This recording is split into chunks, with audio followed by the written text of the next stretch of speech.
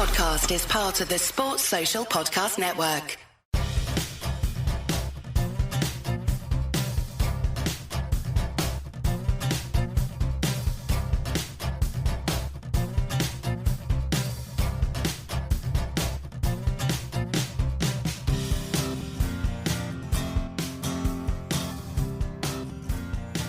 Welcome back to the Love Tennis Podcast. Welcome to the post-Federer era.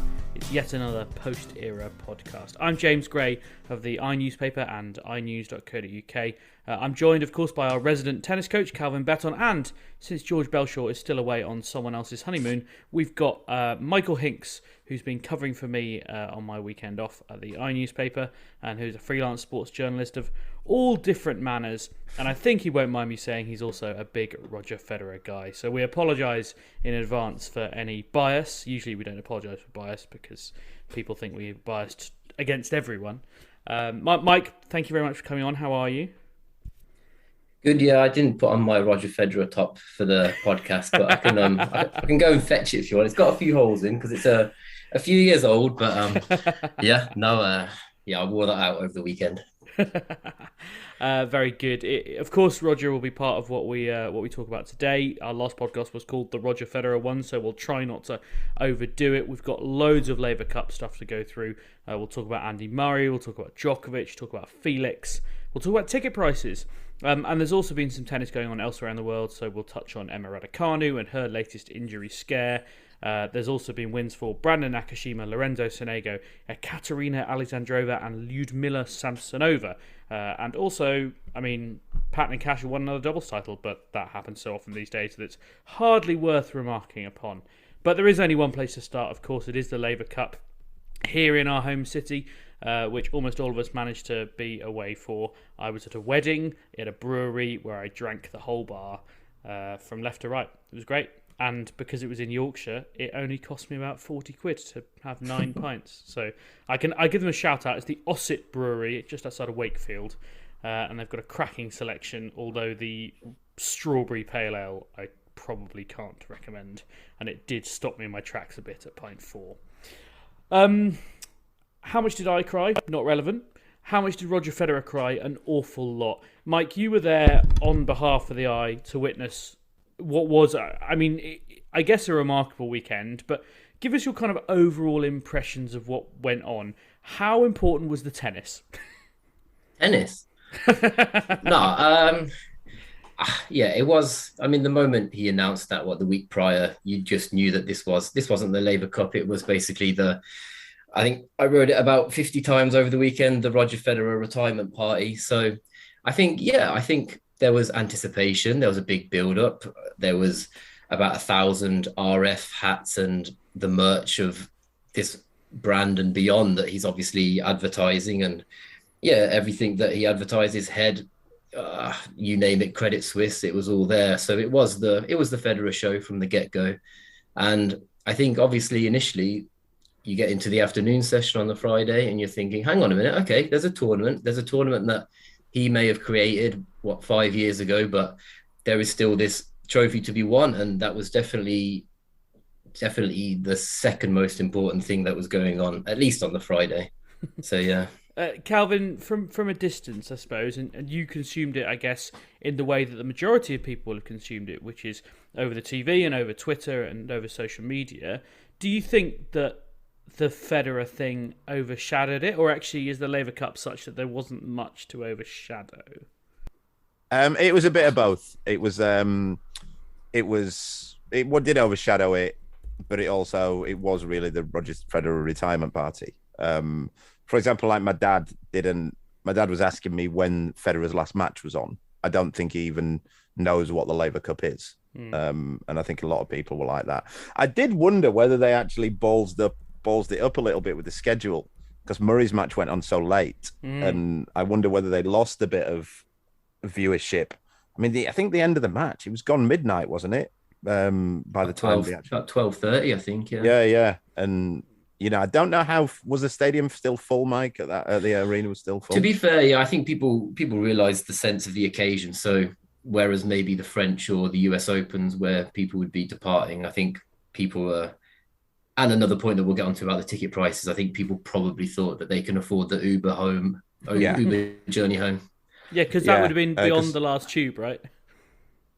There was the night tube at least for the Jubilee, so you could have got somewhere else. But yeah, basically, I don't think it was as much in those people's minds as it would have been for just like a late Wimbledon finish or a late US Open French finish. I got to say, I found the whole event, you know, the event was good, but I found that just the stuff was just bizarre. Like getting Ellie Goulding to come on and sing 2 songs was just. I mean, is there any relationship there? Is he a big fan of Ellie Goulding or just nothing? Just like she came on and randomly, it wasn't even just one. I think she did 3 songs. Yeah, and just everyone was like, it just was so awkward because I don't know who signed off on that. Whose idea was that? That was just mad.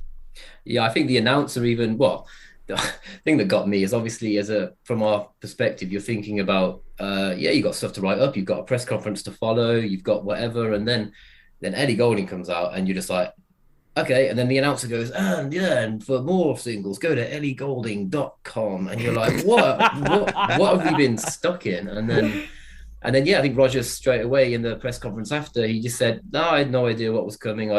They kept everything secret from me, so unless he's got her top of his Spotify playlists, then no idea why she was there.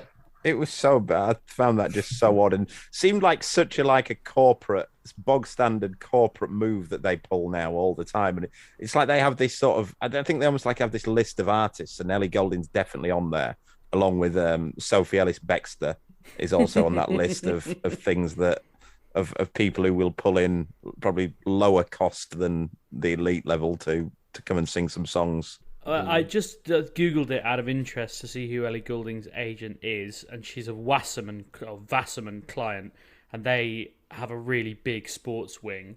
So I wouldn't be surprised if there's a strong connection there, one way or another. But I mean, she tweeted afterwards that she was really excited to be part of the Laver Cup, which was a real highlight for me. As in LAVA rather than the Laver Cup, which is it's also such a balls up because it's not like she tweeted that. Like Ellie Goulding doesn't do her own Twitter. Someone took a picture of her and was like, I better do this really corporate tweet, and then cocked that up massively. Yeah, I was quite surprised to see that. I mean, I was kind of viewing it in a third way because I was actually at Don McLean gig on Friday night. Just a brief note on Don McLean. He's 76 years old, and boy, do you know about it. He is gone. Yes, Calvin. He actually has a girlfriend that is younger than Ellie Goulding. I read about that at the weekend. That is true. She's 28, and he said on stage that he's been performing for 50 years, 60 years, which is longer than both of his marriages lasted combined. And my girlfriend then pointed out that he's been performing I think he had all of his top hits before she was born, his current girlfriend. Yeah, 100%. It's very, very weird. But he did sing a song that he wrote quite recently about botanical gardens, which I was thinking, if you're in your 70s, what would you write a rock song about? Botanical gardens is exactly on brand. Anyway, so while I was watching a faded star, everyone else was watching a different faded star. And so I was kind of consuming it over Twitter. And my impression of it a bit, and even when I went back and watched sort of the full thing, was, and I said this on Twitter in a different way and it got people very angry, was it a bit much for a guy who has played about 3 competitive tennis matches in 2 years, Calvin? Yeah and no. I get why they did it, and I think the weird thing is it's always been said about Federer. I think it was his fitness trainer. It was either his fitness trainer or Severin Luthi once said that when he retires, we won't even know about it. He'll just stop playing. He just won't play anymore, and there'll not be any big sort of palaver about it. And that's gone out the window, hasn't it? Well, Serena Williams famously said, "When I say goodbye, you won't know." Yeah, yeah. Well, she hasn't yet. She keeps saying she might carry on. Well, Federer said that as well. Sorry, we'll come on to that.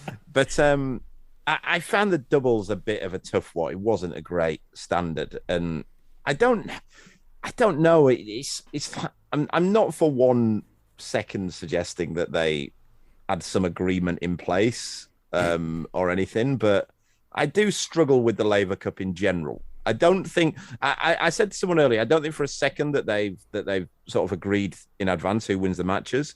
I always feel that, and I guess maybe we could talk about this a bit later, I feel that sometimes the matches are specifically placed so it will even things up for the entertainment of the tournament.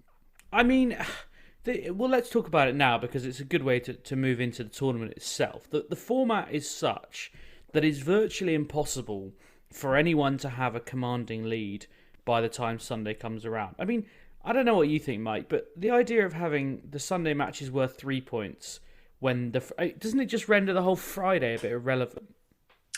Yeah, but then I guess you could argue, especially what Friday was really all about, that I guess it kind of gives more weight as you go along, which is obvious because that's what it is. But yeah, I think Team Europe had an 8-4 lead overnight Saturday going into Sunday. And I suppose if you'd have weighted that out with how they actually won, then maybe they would have been clearer and what Team World would have needed to have done on Sunday would have been more. So I get the format. I mean, it's far from flawless. I think I told you anyway about how Casper Ruud opens up the tournament as the world number 2, the highest ranked player. And he sits on the bench for the rest of the 2.5 days. Yeah. And he's the last man potentially to play. And yeah, there was a moment, Tsitsipas had a match point and you think, okay, now this is perfect placement. This is perfect to have your best, bit like Ryder Cup maybe, where you've got to try and place on the singles day, on the last day of Ryder Cup. And you're thinking, okay, I might need my guy there to get us over the line. But yeah, at the end of the day, Federer's alternate Berrettini steps up, plays 3 matches. Ruud plays 1, and yes, there's obviously something in it, but it's flawed. It is a flawed tournament. It also got, I mean, for want of a better word, ruined by the fact that Europe had like 2 alternates because obviously, fair play to Rafa, his wife's not very well. She's pretty heavily pregnant and he wanted to spend as little time away as possible. And obviously Federer was never going to play more than 1 match. But I suppose I look at it and think, well, if Federer and Nadal weren't in this tournament, well, if they weren't in it, I doubt Murray would have played, albeit they might have wanted to sell some more tickets in London. And then it's like, well, the Djokovic plus, I guess, Yannick Sinner might have played, and I'm trying to think who else would have made it in. Well, the Russians are banned. I mean, I'm just trying to look at it and think next year it's going to be in Vancouver, so they'll have to pick Felix and Dennis. But other than that, what Calvin is exciting about the Laver Cup next year? Or are we just back to, this is a bit of a silly tournament like the ATP Cup or whatever? I mean, it could be a good tournament. And just, if they get, say that Felix moves forward like he should, but never does, then they get Kyrgios, if Kyrgios hasn't retired by then, and he's still playing good level tennis, and, someone else moves up, then it could be something interesting. I do think they have an issue with the format. I do think, I think we said last week, I really think they should allow a doubles team in there to come and play the doubles if the teams want it. I think that would level it up because it felt... Look, the reason that format is there is specifically to give World a chance. Because if they don't have that format with the 3 points Sunday, 2 points Saturday, Europe just walk the whole thing. And there are other ways of giving World a chance. Like Andy Murray doesn't get in the team on merit. Doesn't get anywhere near the team on merit. Yannick Sinner would have been in there. Did Sinner not want to play, or was he just not picked? Well, so the selection thing is 3 wildcards and then the 3 highest ranked players. And Alcaraz didn't want to do it. Right. So that's Ruud, and then it's the 3 highest ranked players before the French Open. So I'm not even sure Sinner would have qualified. But also, I mean, there's other things that are ridiculous. Like Bjorn Borg, how many has there been now? Is that the 4th? 4? Is that right? 5th. Right. This was the 5th one. 5th. Yeah. Right. Bjorn Borg's won 4 of those, right, and lost closely in another one. I've never seen him speak to any of his players once, and he's literally not even like. It's not that I haven't heard him say anything of meaning once. I haven't seen him say anything to any of the players once. The team selection seemed to be picked. They did the backstage stuff. It seemed to be picked by Murray, Djokovic, and Federer, with a little bit of Thomas Enqvist in there. And it's like Borg is literally just sat on the bench, like doing nothing at all. He's basically there to be on the poster with McEnroe, isn't he? Yeah. And I know that, like, you know, in football, they say that, like, you know, that there's some questions about how much managing Carlo Ancelotti does. Like, that, you know, especially, or Zinedine Zidane, even when he was at Real Madrid, apparently it was just Ronaldo and Ramos that did it, and Zidane just sort of stood there. Borg taking that to a whole new level. So you struggle to see, like, how serious is this event when you've got this captain who's not remotely there on merit. He's just there because he had some good matches 40 years ago. Did he? I mean, Mike, you were in all the press conferences. Did he? I mean, did he say anything interesting? Was No, he's very, very well. Don't need to say it, especially when you're next to McEnroe as well. Fire and ice, epitomised really. But he's he's very quiet. But at the same time, I think, does he? I mean, how much does he enjoy it? You sometimes question when you're seeing. And then McEnroe obviously said it in the trophy presentation that this is it next year. So then they asked Bjorn as well during the Team Europe's final presser, like, do you think this is it for you as well? And he's like, yeah, one more year. And it sounds like they had a 6-year contract or a 6th edition contract. And yeah, I don't, for Bjorn's sake, it's probably not the worst thing, or for even Europe's sake. Like maybe there's a bit more life that could go into a tournament with a coach that can actually, give a bit more, whether that's Federer or he waits 5 years to maybe do it again. Well, I think also McEnroe will be costing them an absolute fortune. I mean, McEnroe is an expensive guy to get anywhere. Like, there's a reason he doesn't do much BBC stuff, and it's because they can't afford to have him any more than they do. So once he at Borg, I assume, Calvin, I mean, you know Bjorn Borg's character a bit better from the rest of his career, but I assume he's not cheap either because he doesn't like doing this stuff generally. I don't know if he likes tennis.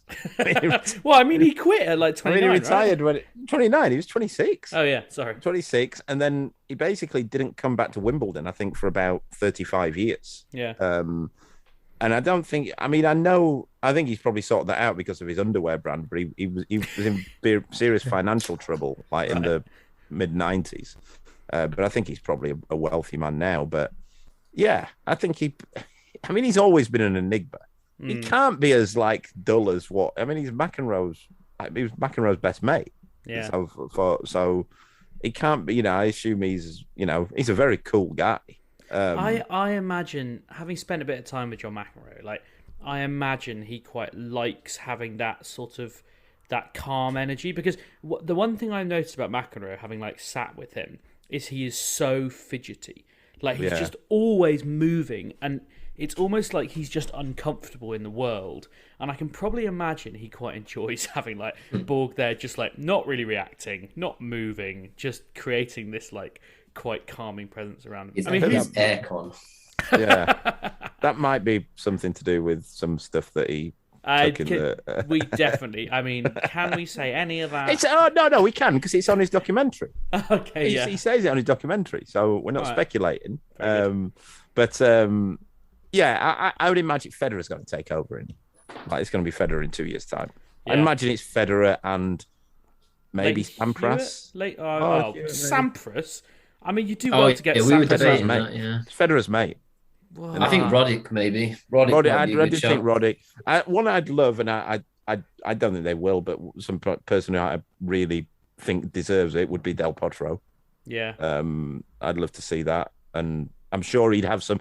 I think anyone who's ever heard Del Potro speak about tennis, he'd have some really good insights. And he always speaks eloquently and well. And if anybody deserves a bit of cash out of the game, it would be Del Potro. Well, that might be a good opportunity to do that, because they're talking about, I think Santiago in Argentina is bidding to host the Laver Cup in 2023. 2025, I should say. 2023 is going to be in Vancouver. And that's been a little bit of an unpopular announcement that, it's just another North American city. It's not spreading the game or growing the game. And I guess what I want to ask both of you is, well, is the Laver Cup the event that we want to spread the game? Because... when you look at the ticket prices, it's not exactly appealing to like new fans or a diverse group of fans. I mean, Mike, you were obviously there. What I found for the US Open was I was blown away by how diverse the fans there were as a group. What sort of crowd was this at the Laver Cup? It was it certainly wasn't a home tournament for when Murray and Norrie were playing. I think there was, I do think it was quite diverse. I think at times when you were getting, there was a lot of support for Fritz, and there was even a lot of support for Tiafoe. Like the Americans were getting a lot of support, and I do think that people had traveled far and wide, and the city that it was in, which is obviously a diverse city anyway, is the fact that you weren't ever really going to have an issue selling tickets in a city like this for such a competition. So I think it kind of ostracized a major part of the tennis fan community. But then if they were to go to somewhere else, I think that they would be maybe reflective of that city. So if they're going to go to South America, or if they were to go to, like obviously they were in Cape Town, was it 2020 for that big charity event there? I think they would be reflective of where they went, but I think they saw this as an opportunity. This is London. They've had the ATP finals there, and maybe it hadn't been a couple of years there. So this was an audience almost starving for it away from Wimbledon, and they just said, we can charge what we want, including £35, I think, for a baseball cap saying Laver Cup on. I think they won't have a problem in Vancouver either. Vancouver's a big tennis city. I know that the challenger that Henry and Julian just played out there, they were selling tickets and they sold out every day. Wow. And they do have I think it might be the most expensive tennis club in the world is in Vancouver. I think it's $79,000 a year to be a member there. Who's a member there? I mean, just I don't know. That was the place where it was at. The tournament was at, but I don't know what it's called. But I know a mate of mine he's a tennis coach in Vancouver. He doesn't work there, but it's very nice. Apparently, and it's the event that all basically players will still go and play the challenger there, even if they don't have to play challengers. Right. So, bearing that in mind, and bearing in mind where the Laver Cup has been the last couple of years, I mean, should we just write this off as this is a capitalist venture? The Laver Cup will go wherever it can make the most money and sell the most tickets, and growing the game is for the people who run the game, not for Roger Federer and Tony Godsick. Maybe. I think they'll run out of places, though. It has to start holding itself together on merit, I think. Where's the next European one? Do we know yet? I don't think that's been announced Berlin. Yet. Oh, is it right? I think it's Berlin 2024, yeah. I think that's the thing. Look, they're always going to be fine in London, anywhere in Germany, Paris, a couple of places in Italy. But then I don't think they would do Paris because Paris-Bercy is always true. So close to it in the calendar. True. I just Spain, Madrid, they could fill it as well. Yeah, go to the Casa Mágica. That would be quite fun. I don't know. I look at it so far and I think, okay, Prague I thought was a cool idea, something different. But then like Chicago, Geneva, Boston, London, Vancouver, like I don't know. I just look at it and think it's great that they're going to big tennis cities, but these places have got big tennis events. I suppose Chicago hasn't had a big tennis event in a long time, and maybe you could argue Geneva hasn't either. But the problem is, I think that like they're never going to take it to Australia. The players won't go. Yeah, the players won't fly to Australia in September to then fly back and play European tournaments just after. They might have a bit more. They might have a bit more chance if they brought back the Asian swing, the Shanghai Masters and that kind of thing. But it's never going to... I don't even think players will fancy going to China. I mean, if China ever reopens, I don't think, or anywhere in Asia, just for 3 days, I don't think they'll fancy that. Well, if you had it, as you say, if the Asian swing was there again, and I know for a fact, because I actually happen to know that the idea for the Laver Cup was dreamt up in Shanghai, basically because Federer had just played an exhibition there and made an absolute fortune. And he turned to Godsick and said, I've just made more money from that exhibition than Rod Laver made in his entire career. And how Godsick then spins it is he's like, oh, and we really wanted to rectify that for Rod Laver. And I was like, no, what you mean is you remembered how much money you can make out of exhibitions. And why can't we do this more than playing real tournaments? Do we know, by the way, when Federer says he's going to continue playing tennis but not Grand Slams and professional tournaments, is that just exhibitions he's planning on playing? Mike? Yeah, no, I'm pretty sure it's touring the world. It's kind of... It was asked maybe 2 or 3 times over the weekend, and I think he was just like, yeah, I don't know where, don't know when. But he mentioned like going to have, literally said the word party, like going to say thank yous and have a party to thank all these fans from around the world. So yeah, we all know how savvy he is. We all know how savvy the team behind him is. So yeah, give it a year or two maybe, or I don't know, a week, and then he might start thinking about where and when. Did he play that exhibition against Marcelo Rios? Have I made that up? He was going to go to South America. Or him and Zverev did a South American tour, I think. They did a 5-stop tour of Latin America, yeah. I mean, he will just make so much money doing that. And I can never quite work out whether he really, really loves tennis or he really, really loves a pound note. Or a combination of the two, which is probably true. But I'd be staggered if... I mean, they say Murray's going to retire in the next couple of years, I would think. I'd be staggered if him and Federer don't do a residency at the O2. A residency. They could just do it every night. How many nights? How many nights do you reckon I've said it before. Federer could sell it out. Federer could sell it out for a month. Yeah. And if you put Murray in there, they could sell it out for a month. Yeah, I think apart from Friday night being the ticket to have, I think Thursday was probably... I think I wasn't even sure what to expect, but it was between press conferences and a bit of work. So I just went to go watch Team Europe warm up on the actual main court of the O2.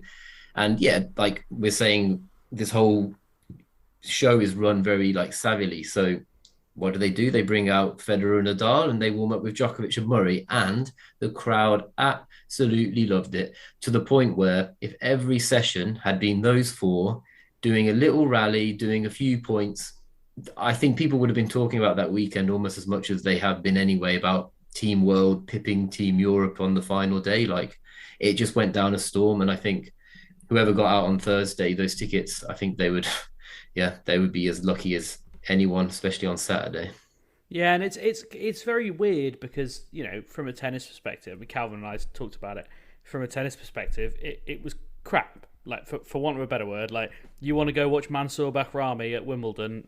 Fine, he's a very talented entertainer, but Tsitsipas Tiafoe was a brilliant match with loads of unbelievable points and great tension.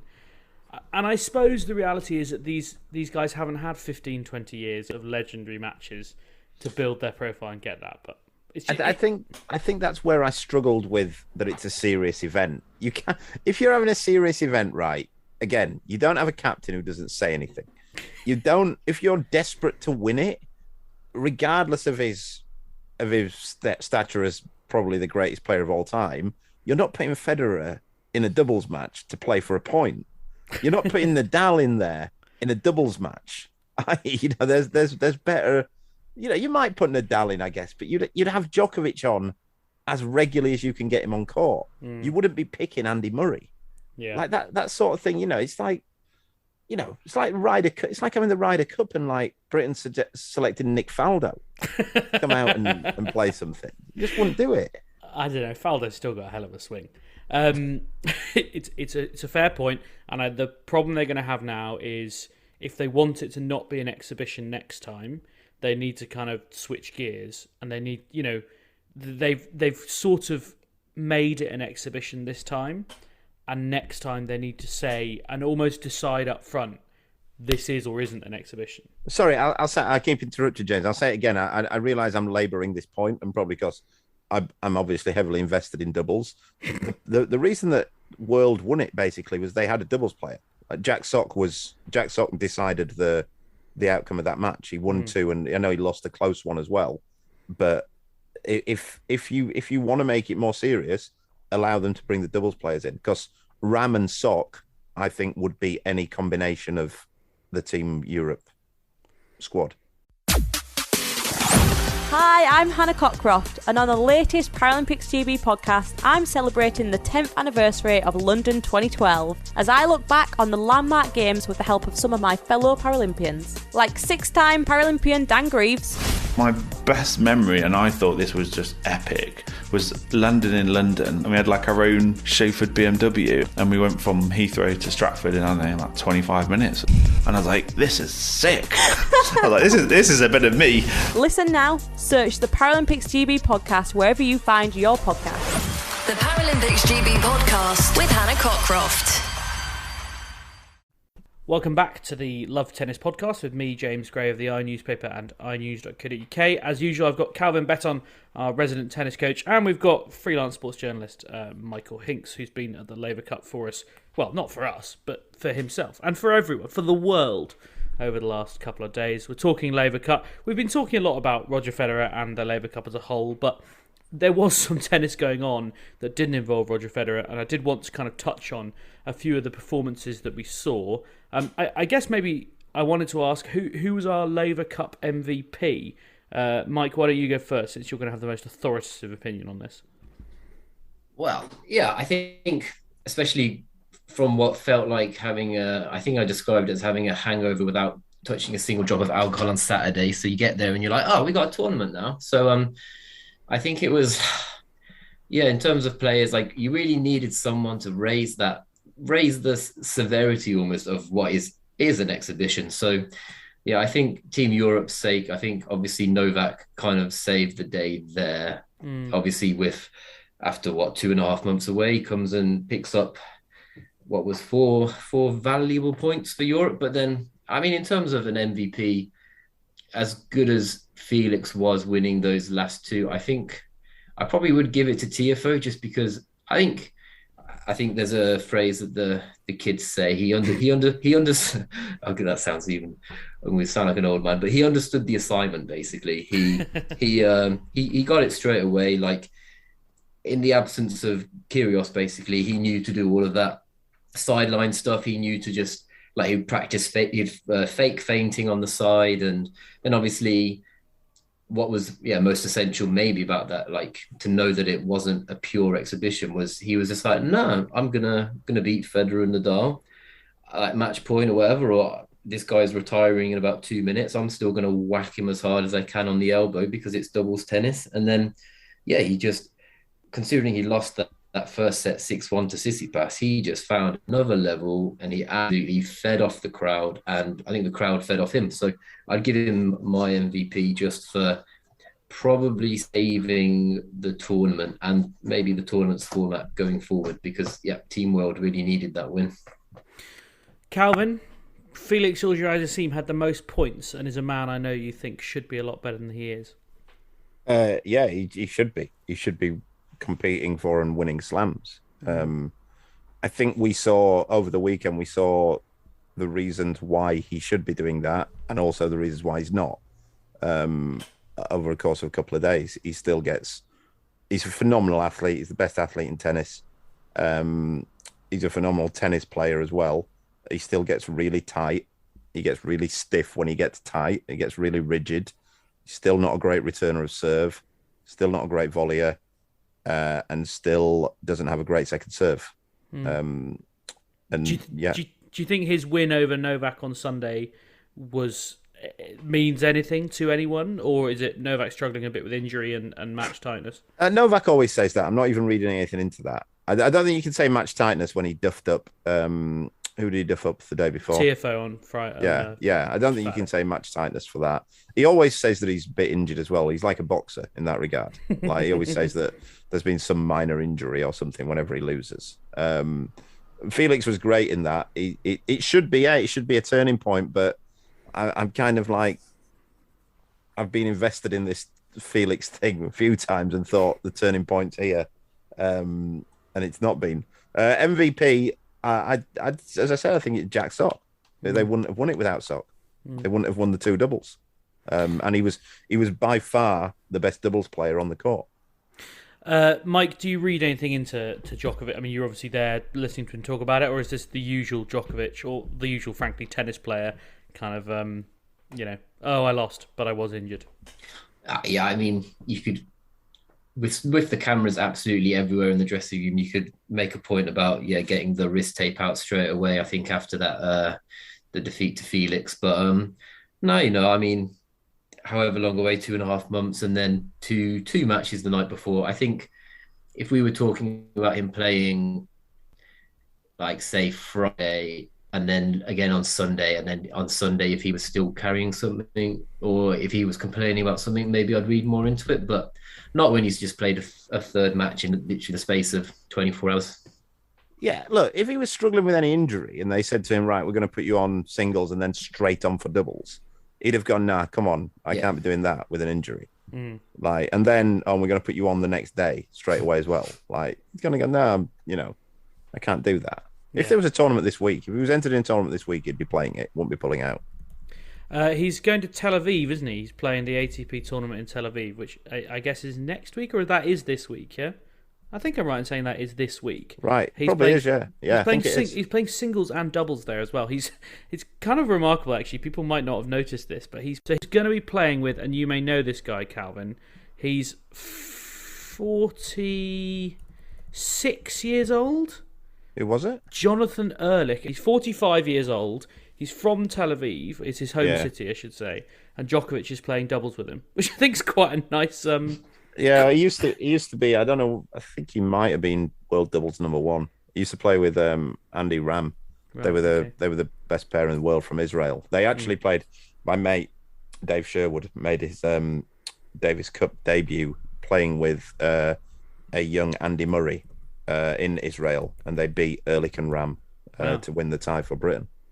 I reckon that's a piece of trivia that a handful of people, most of whom were probably playing that match, would have been able to pull out their arse. So I'm quite impressed by that.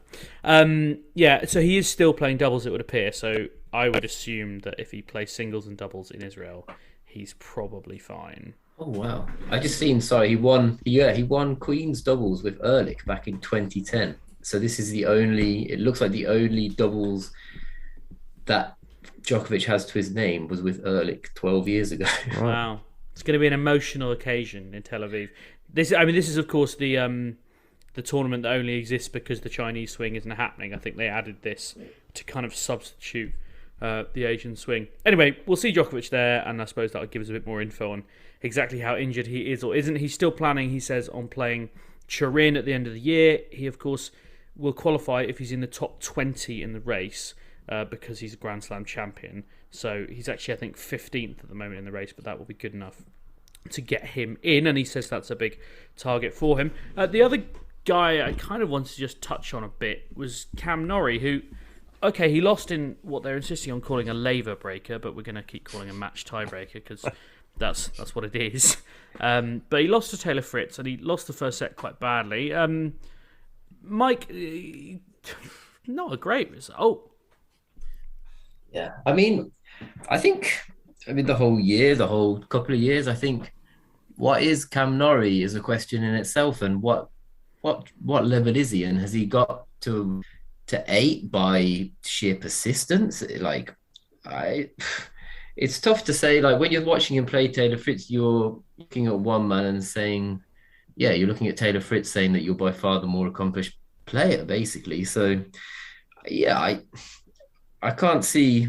It wasn't a surprise, really, and I don't think even the crowd were like majorly surprised to see this either. And I don't think there's a level of expectancy. I just think that it feels harsh and horrible to say, but there's still a bit of a shock to see such a low number next to his name, and then match that with the then expectancy that you're supposed to have with a player of that level, basically. So yeah, he obviously fought his way back in, and he took it to a Laver breaker as well. So, he obviously fought his way back. But I still think even when you watch him live, it's quite difficult to work out what he's doing so well to stay in it, if that makes any sense at all. I think we're being a bit harsh on him there. He's number 8 in the world, and Fritz is 12. And they've played each other twice in the last week, and both won one really close match each, which is kind of what you'd expect from players who are ranked 8 and 12 in the world. They're not all-time great number 8s and 12s in the world, and you could argue that both may be a little over-ranked. But I think that when those two play, they'll always have close matches. I know they've played quite a lot. I was going to ask about, so I didn't see the Fritz Norrie match, so I apologise to listeners for speaking out of ignorance here, but the conditions from the matches that I did see, and I came back on Sunday and watched quite a lot of that, the conditions in the O2 seemed painfully slow at times, which you would think would suit Cam Norrie, wouldn't it, Calvin?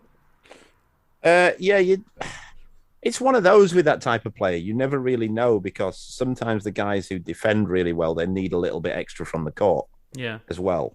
And especially with Cam's backhand, that sort of strange slice drive that he hits, you don't want a gritty, slow court with that because it's just going to sit there a little bit. You want that ball to skid through a little bit more. Okay. And he's done okay on the quick courts as Cam. It's not necessary. I think he probably prefers a medium court. It's funny actually. Someone asked him this question in New York, and he said, "We were like, what's your ideal scenario?" And he's like, "Really, really hot, like painfully hot, slow, bouncy, hard court, like basically Mexico, or I guess Indian Wells is a bit like that as well. So that kind of makes some sense." But I don't know. I just looked at that result and thought, I just feel like. And I hate to say it because we've said it on this podcast so many times about Cam Norrie specifically. I feel like he's butting up against a ceiling now. I mean, there's only so much further he can go. So, fortunately, we can't be that wrong. But Calvin, does he not need to, find something to, beat, because he's very good at beating guys from outside the top 20. But he's had a few top 10 wins, hasn't he? This year? I mean, did he beat Tsitsipas? I feel like everyone's beaten Tsitsipas. Let's assume he beat Tsitsipas. I can't specifically think of when, but it feels like something that's probably happened. Versus the top 10, Cam Norrie this year, he beat Alcaraz in Cincinnati. Yeah. He beat Felix in Los Cabos. He beat Tsitsipas in Acapulco, I knew he had. And he beat Rublev in San Diego, but that was last year. That's in the last 12 months. I mean, 4 and 11 in the last 12 months against top 10. The problem is, I guess, in the slams, if you're ranked 8, you're going to come, 8 or 9, you're going to come up against one of the top 4 regularly. And he's probably not beating any of them in the slam. No. But, you might be right saying he's kind of reached his ceiling, but I think it's how long he can stay there now and stay in the mix. Yeah, fair enough. Let's move on. There were, I guess we've talked about Felix, so maybe we can move on from him. I know we mentioned it, but I just wanted to call official bullshit on Andy Murray saying I won't have a big farewell do like Roger, because, we say Roger's a pretty commercially savvy bloke. Andy Murray's got some pretty commercially savvy people around him who will not want to give up the opportunity to make a bit of money out of that. But does anyone have any parting thoughts? Mike, I know you've written 20 parting thoughts from the Laver Cup, but are there any of those that you want to pick out? Maybe your favourite moment of the weekend? I don't know. I just think it is a viral moment maker, isn't it? And I think they know what they were onto straight away, and I think they were quite savvy with knowing that they probably won't get this chance again. So no, I enjoyed Murray getting a London lesson from Federer about the shard more than anything. What's happened to it? Has there ever been a better illustration of? I've not heard this. What happened? Have you not seen it? So basically, Andy Murray and all of them are wandering around. I think it's just around Tower of London, and Murray goes to the woman who I think is chaperoning them. He goes, "What's that building there?" And Roger's like, "That's the shard," and he said, "Oh." Andy goes, "Oh, what's happened to it?" And he was like, Roger's like, "It's that's how it is. That's what it's always looked like." Andy Murray's lived in London for 10, 15 years. Yeah. It was really weird, really odd. And I thought it was a really good illustration of, Calvin, what you've said before about how tennis players really don't know anything about the world. They know tennis, and very few of them know much else beyond that. Yeah, that's normally when they're visiting places, not in the city that they live. And it doesn't normally regard the tallest building in the city that they live. It's not like you have to get up close to see that thing. You can see it from about 80 miles out of London. Incredible. That might have been my favourite moment as well, albeit there were a couple of actual tennis moments I really liked. I mean, the Tiafoe rundown of a drop shot against Tsitsipas, where he runs from the back left, the backhand corner, well behind a baseline, to the front right of the court, runs down the drop shot, and then plays this angled cross court flick. I mean, I know we've said it before, Calvin, and Mike, you've seen it up close and personal, and you gave him MVP, but good God, I hope Frances Tiafoe is fit and good at tennis for the next 5 years, because it's just going to be absurdly good for the game. And he talks well, and he always has something to say, and he's just going to be bloody massive if he keeps going. And I know I've said a lot of that. He seems to have balanced out, especially the last 2 tournaments. He seems to have balanced out having a laugh and being serious when it matters. Yeah. There were times where he'd be like break point up at 5-all in the 5th, and he'd start joking with the umpire or something. But now he seems to have this real steeliness with him at those key moments, while at the same time still being, he's hugely charismatic. He's probably the most charismatic tennis player on the tour. Yeah. He's kind of done that thing that I said about Kyrgios at Wimbledon, which was he's worked out when to be a maverick, which is very clever. And I've always said it about Kyrgios that he is less eccentric than he pretends to be. He hit an underarm serve, but it's always 40 love. It's always 40 love when he hits his first underarm serve. That's not a mistake. That is understanding when you can do it. And I think that's what he did at Wimbledon, was he got better at that. And I think it's a good point about Tiafoe as well. Yeah, and I think that there's almost something to be said about realizing that maybe, the Djokovic still has the baton, maybe, but then Alcaraz has obviously risen to number 1, Ruud's number 2. I think there's something to say in Kyrgios and Tiafoe, maybe picking and choosing their moments now, realizing that, hang on a minute, maybe 5 years ago, I'm still an up-and-coming player, but I'm not going to be that teenager who wins the slams like they all did 15 years ago. But now, all of a sudden, they want to be entertaining. They know that they can be box office, which I think Tiafoe rightly will be to the levels that Kyrgios can be as well. But now there's Grand Slams to be won. And now that reality really, really is kicking in. Now they've seen Zverev do it. Not Zverev do it.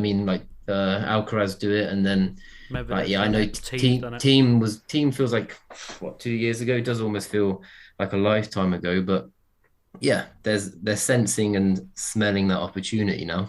And it's funny because they all get asked this quite a lot, and none of them will ever say it. They'll all be like, "No, I can beat Djokovic in a Grand Slam final. I can beat Nadal in a Grand Slam final." And it's like, well, yeah, but I think they must know. They must know in 2 years' time those guys aren't necessarily going to be there. And I think it's a good point. I think there is an opportunity, obviously. Let's move on. We've not talked about women's tennis at all so far. There hasn't been a lot of it, in fairness. But Emma Raducanu has been playing out in South Korea, in Seoul, where there is a men's event this week, I believe, which is reasonably stacked for a 250. She won 3 matches in a row for the first time in more than a year, I believe. She beat Uchiyama, Wickmeyer and Magdalena Net without dropping a set. She faced up to Elena Ostapenko in the semi-final and retired down 4-6, 6-3, 3-love. The same injury, it would appear, that she suffered in Podoroz. Am I right in saying that? Yes, in Slovenia, and coastal town that it is. Looked like a glute problem. I've spoken to people in her camp, and they say they're not too worried about it, and that it just seems to be a fairly minor one, and she'll be able to get back on court in the middle of this week. I think she's down to play Ostrava, which will be her next event, and there's not too many worries about that. Calvin, I feel like kind of going around in circles on Emma Raducanu, but at least this week we can say that she won 3 matches in a row. She played pretty well by all accounts, and then she got injured, which does keep happening. To quote Simon Briggs' piece in The Telegraph, wanted all-purpose tennis fitness guru / whisperer capable of structuring training, calming niggles and inspiring resilience in the face of suffering. Such a person does not exist, Calvin, or do you? I doubt I'm getting hired in that camp. Look, I said all along, I've no concerns about her tennis whatsoever. But this injury thing, it's either the body is a problem or something's a problem, right? Because I don't know, maybe I'm wider than Marky, but when was the last time that she lost the match and didn't have the trainer on, have the physio on, and there wasn't some link to some form of injury or illness or blisters or something? It seems to be an ongoing thing. Probably, I think the US Open, when she lost to Cornet, I don't think she had a timeout. I'm trying to remember. I was there, Right. but she got battered so hard that I'm not convinced she had time to. That match was extremely one-sided. But yeah, it's a good point. I mean, how do you create, like, I guess what you're suggesting is it's a mindset thing rather than a physical thing, right? I don't even know if it's a mindset thing. I'm not, again, I'm speculating. I don't know. But, you know, some players, they use the medical timeouts as a way of disrupting the opponent. And if you combine that, as you may be doing that, I don't know, but combine that again with, you know, with the injuries, it's one of those. If she's injured as much as often as that she needs the physio on the court all the time, that's a concern. And if she's not, then it's a mindset thing. Yeah. So it's one or the other. I don't see how it can be neither. What do you think, Mike? I was going to say, I mean, in my point, I was almost going to throw it back to you guys because I remember the players from young when like Murray or Djokovic, and you're just like, oh yeah, we're just talking about Djokovic right now as well. Like, is there a point of when you've grown up and you're so used to winning, does your mind consciously switch to something that there must be a problem if I'm losing? And is this something that she's maybe perhaps carrying now? Like, I think we could all agree that maybe, yeah, the US Open was obviously double-edged sword in that aspect, but given that she's had to strip it back to the very start again, I think it's quite tough for her to now realize, hang on a minute, like, yeah, outwardly, do I have to show maybe that there's an issue, or do I think that there's an issue? And yeah, I think maybe it might even be more psychological at the moment than it is physical. Yeah, it's an interesting point, I suppose, Calvin. Is there a piece of mindset that says, I'm losing, that can't be right, and I've also got this bit of pain, so maybe I should deal with that? I don't know.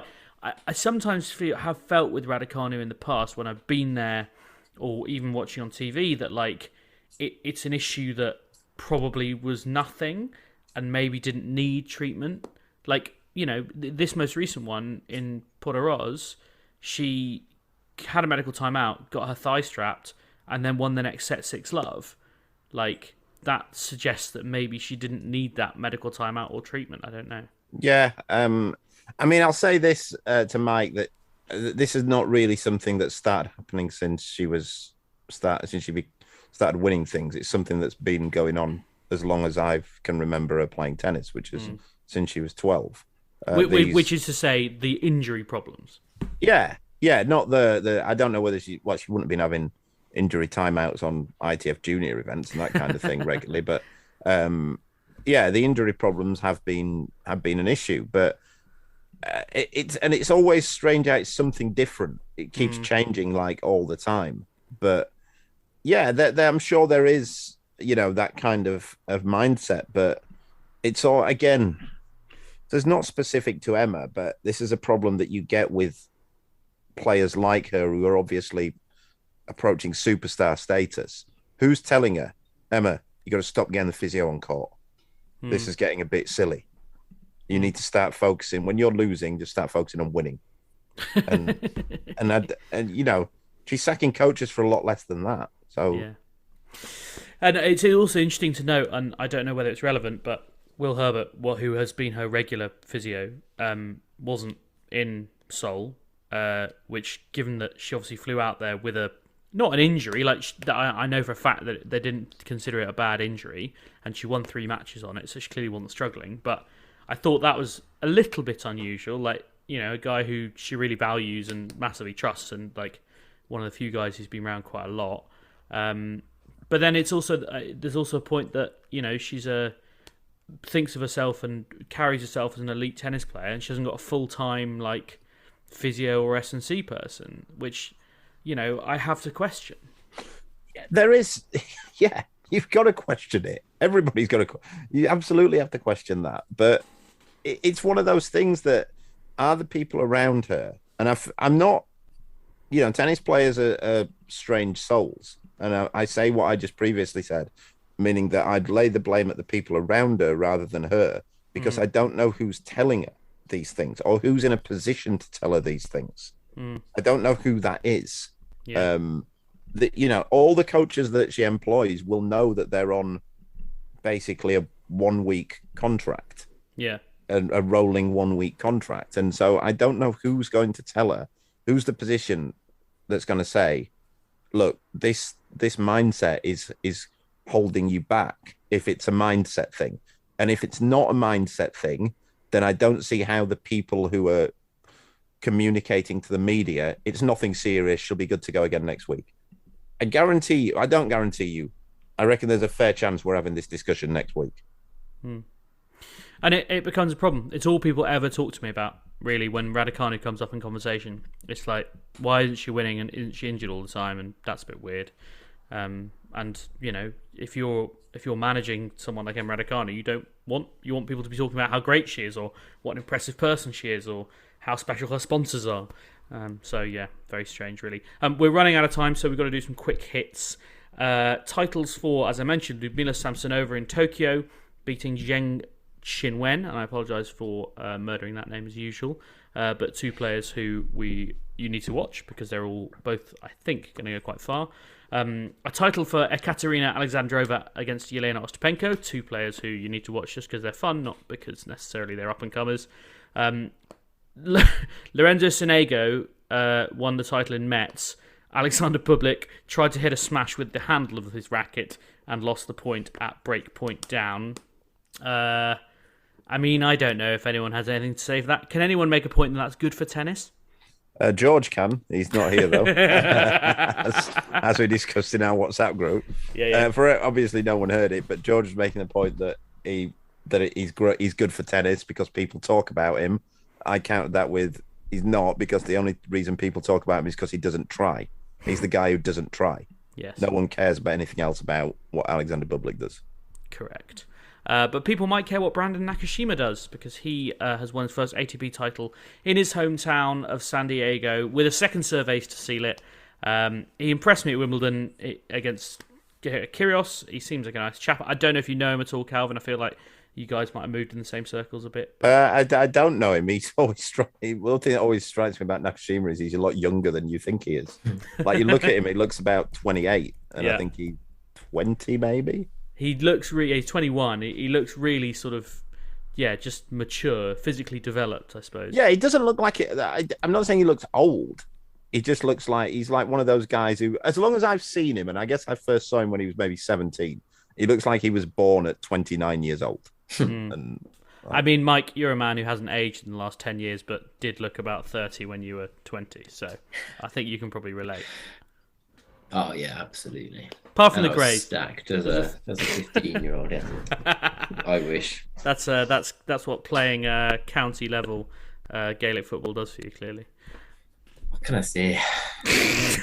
Don't say that again. Let's not start doing impressions. Yeah. No, it's going to end badly.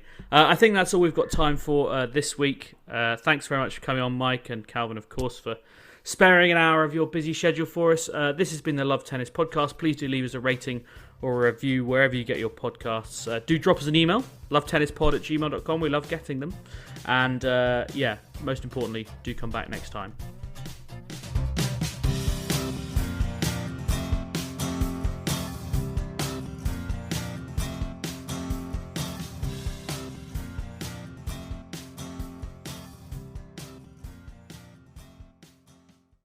Sports Social Podcast Network.